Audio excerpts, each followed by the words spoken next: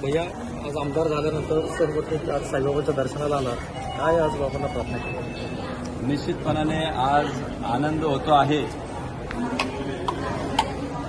या ठिकाणी आमदार म्हणून शपथ घेतल्यानंतर पहिल्यांदाच गुरुवारी या ठिकाणी साईबाबांचं दर्शन घेण्यासाठी या ठिकाणी सहपत्नी आलेलो आहे. खरं तर त्याचबरोबर इतरही सहकार्य आलेले आहे, पण विशेष करून वासुदेव शिंदे 2019ला ज्यावेळेस आमदारताईंचा अल्पशा मतांनी पराभव झाला त्यावेळेस त्यांनी मला सांगून की आपल्या परिवारात आमदार होत नाही तोपर्यंत मी चप्पल घालणार नाही. आणि आज 24ला पक्षाच्या सांगण्यावरून त्या ठिकाणी थांबावं लागलं होतं. अनेक लोकांनी त्याला हिणवलं की अजून 5 वर्ष तुला त्या ठिकाणी बिना चपलीचं राहावं लागेल. परंतु साईबाबांच्या कृपेने पक्षश्रेष्ठींच्या आशीर्वादाने या ठिकाणी देवाभाऊ असतील, अमितभाई असतील, प्रदेशातल्या सगळ्यांनी त्या ठिकाणी विधान परिषदेवर म्हणून माझी निवड केली.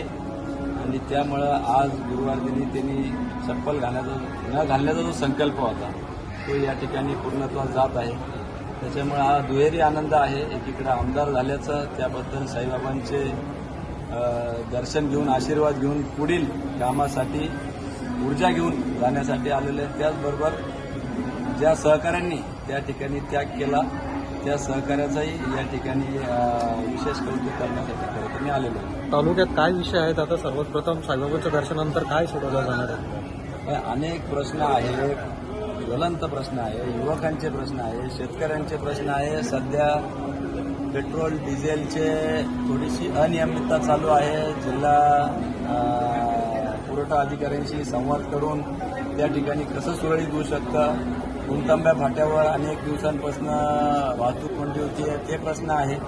आणि तालुक्यातच नव्हे, विधान परिषदेमध्ये आमदारातून निवडून गेलेला आमदार मी असल्या कारणास्तव कार्यक्षेत्र हे महाराष्ट्र आहे. कुठल्याही डीपीडीसीमध्ये त्या ठिकाणी युवकांचे प्रश्न असतील तर त्या ठिकाणी जाऊन पक्षाने दिलेल्या आदेशाप्रमाणे संघटनेचे काही पदाधिकाऱ्यांच्या अडचणी असतील तर त्या ठिकाणी हक्काने भांडणारं एक काम किंवा कार्य हे माझ्याकडे पार्टीने सोपवलेलं आहे.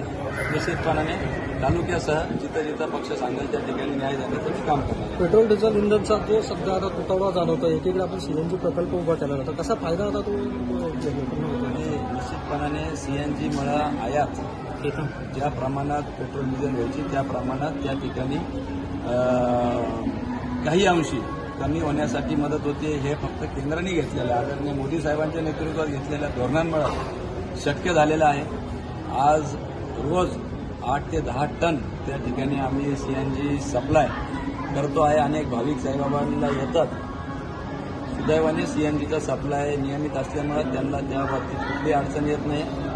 अधिक स्वरूपात या ठिकाणी धोरण राज्य सरकारने देखील आणलेलं आहे केंद्र सरकारबरोबर. अधिक भविष्यामध्ये आपदा में अवसर ज्याला आपण म्हणतो त्या पद्धतीने या अडचणीतून देखील मार्ग काढत पुढच्या 5 वर्षामध्ये एनर्जीसाठी स्वावलंबन महाराष्ट्र किंवा देश झालेला राहील याची मला खात्री आहे. कॉर्पोरेट जनता पार्टीचं जे आंदोलन सोशल मीडियावरती मोठ्या प्रमाणात उभं राहिलं आहे, तुम्ही एक युवक आहात, आमदार आहात, काय आव्हान आता या सगळ्या तुम्ही युवकांना कराल?